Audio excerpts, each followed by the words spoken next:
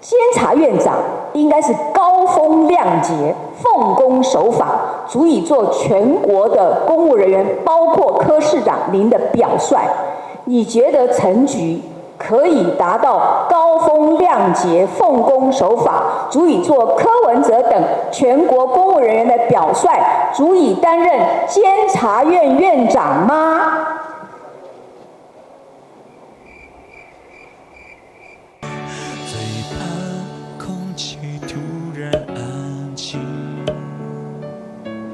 时间暂停，你要耍赖，我就时间暂停。这个偶无华替蔡英文回答问题啊，这个他自己提名，他自己要负责啊。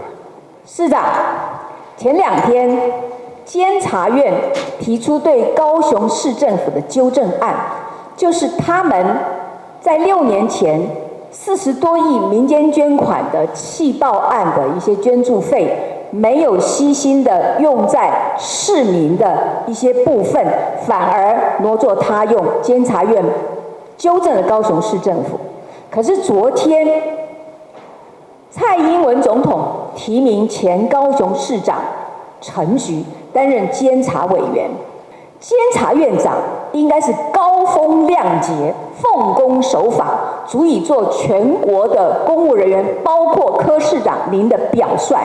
你觉得陈菊可以达到高风亮节、奉公守法，足以做柯文哲等全国公务人员的表率，足以担任监察院院长吗？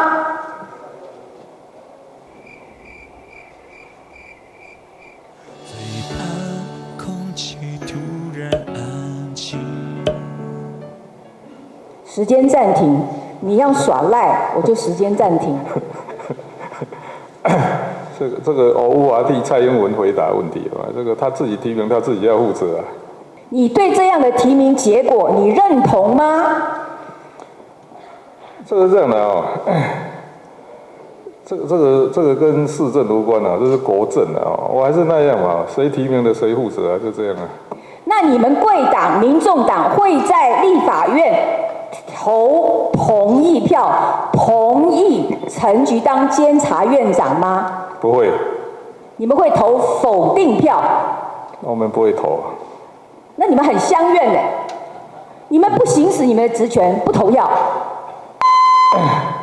基本上哦，我是主张三权分立的人。我觉得考试院监察院根本就应该废掉。